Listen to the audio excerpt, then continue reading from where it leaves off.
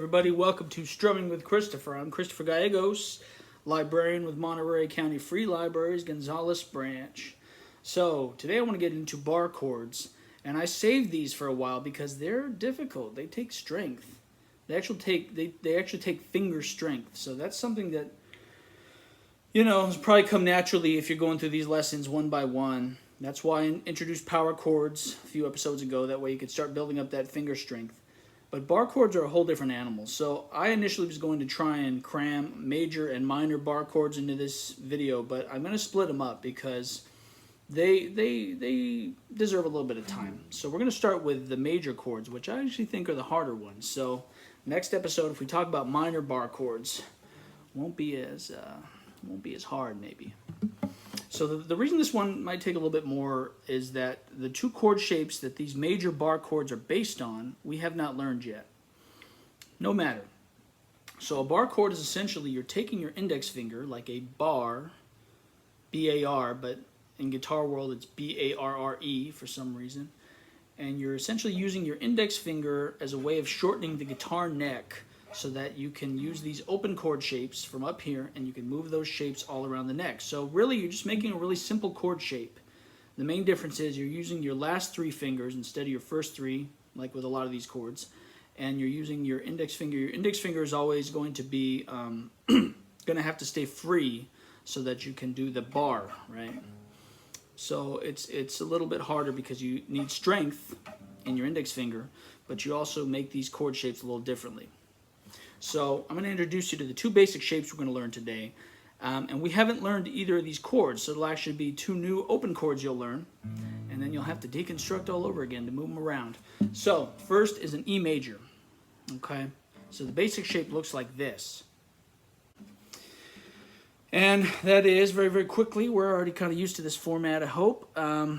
For an E major chord, you're going to have your middle finger on the A string, 2nd fret, ring finger 2nd fret, D string, and index finger on the G string, 1st fret. Okay, and with this one you can play all the strings open, E major.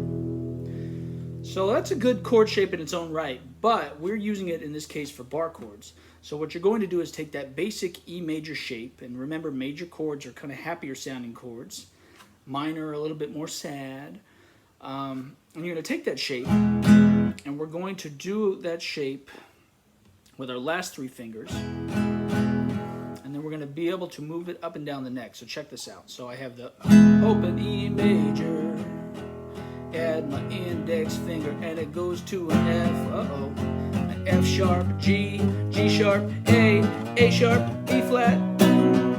But do you see I'm making a joke out of it? But really, I'm taking this basic chord shape. This is not changing at all, nor is the finger. It's just the position of where my hand is on the fretboard. So this is a handy time to start thinking in terms of some guitar necks have these little dots. I think I mentioned this in an earlier episode. Mine doesn't have one on number 3, but usually they'll have one on the 3rd, 5th, 7th, 9th, 12th fret. That's helpful when you're learning fret numbers, lest you start getting that bad habit of just saying, oh, I'm on fret 1 or 2. So let's get to this modified shape. So it's still an E major, and same shape I just showed you, and I'm sorry if I'm maybe talking a little fast, but you can always rewind this. So same shape I just showed you real quick, but we're going to use our ring finger on the 2nd fret, A string, the pinky on the D string, 2nd fret, and then your middle finger on the 1st fret on the G string, okay? Still same thing. And then what you want to do is I want you to just jump right into it. So get your index finger and immediately, don't think of the meaty part of your finger pressing down, kind of the flat part of your finger, because you'll get these strings down here will sound terrible because you're not really fretting them. You need to kind of roll your finger inwards a little bit while still maintaining this shape right here. And what you do is when you roll your finger inwards, you're kind of using the bony side of your finger, and that gives you a better bar surface. So right away, I have that F sharp. And you see I'm just basically taking this chord, good technique with that finger rolled in, good pressure with the thumb on the back, going down.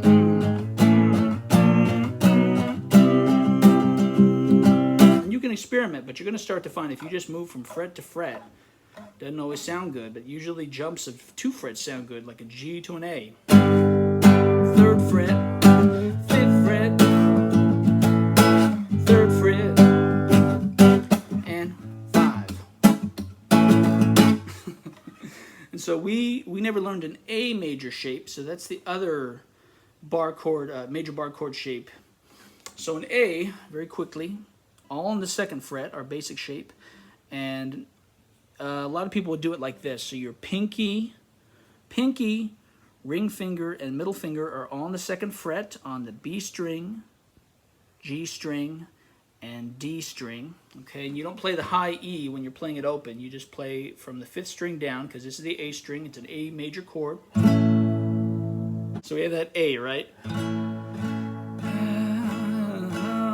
Okay, and we're automatically going to take that shape and kind of change that. We're going to take our ring finger and we're going to do a mini bar of sorts, okay? And we're going to try and get those same 3 frets. So it's always going to be the B, G, and D. And we're going to try and, it's easy to start with a D and kind of just mash your finger down so it's covering all 3 there, right? And once you have that shape, then you can kind of do a bar using, same idea as the E major, but you'll be using your index finger only on the bottom 5 strings, because that kind of, that A is your bass note, kind of goes like this. So it's very similar to the power chord shape I showed you. You're just adding a couple more notes on that one. And if you're really, well, if you're really hardcore, you can do the A shape and bar it, but it's just, it's a monster on your hand. I can't do it. Making ugly faces here.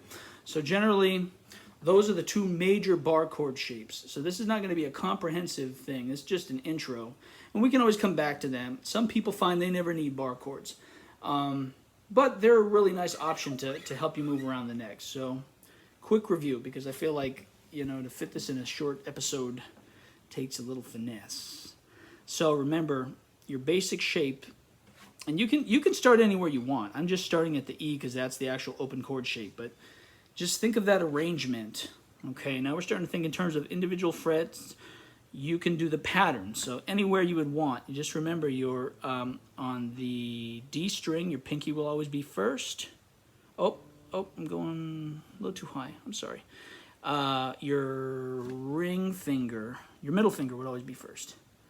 Okay, anywhere you start, followed by your pinky, and then followed by your ring finger. That's your basic pattern to start any bar chord with an E major shape.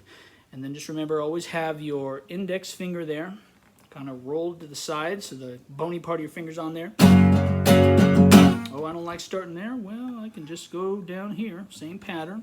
And then the A movable shape is something like, again, just remember you can always start with your ring finger kind of barring these, not the bottom 3 strings. You always have that high E kind of not part of the thing at all, really, if you can avoid it.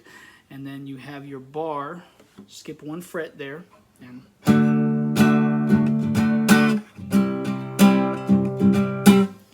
so after a while you'll find, if you really want to get advanced, you can start combining the 2 types of shapes, the ones that are based on the E major shape and the A shape. Takes a little practice, but at the beginning of the video I was doing it, so like a G to a D, for example, here.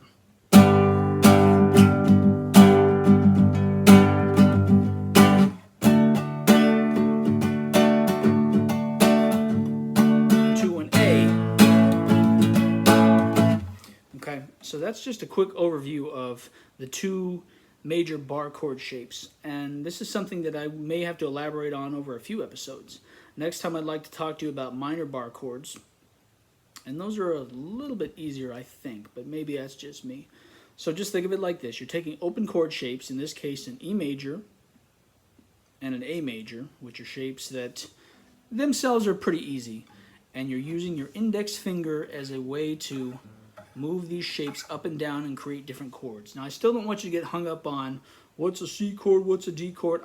My style of teaching is kind of, you start to get a feel for what sounds good, and then you can get technical later. one last tip for you all. So you're saying, oh my gosh, I can't get a clean sound. It's buzzy. My finger hurts. Another thing you can do when you're doing this bar shape, it's not all in your left hand, remember. So bony part, good thumb squeeze, but also with your arm, your strumming arm, if you can kind of get your elbow down here on the on the body here, you can kind of be pulling this, or well, I guess pushing this back slightly. There's a little bit of a push. Meanwhile, am I getting it backwards? You're just kind of trying to create a tension between your elbow and your body here, a little bit of tension to counteract what you're doing here. So if you're kind of pushing on the bar chord here, you're kind of pulling back a little bit, and what you're doing is you're using your arm to create a kind of a tension to give you a little bit more strength. Sounds a little advanced, but it's really not. Go ahead and give it a try. And yeah, we'll touch more on bar chords in another episode. Thank you guys, as always, for tuning in to Strumming with Christopher. See you next time.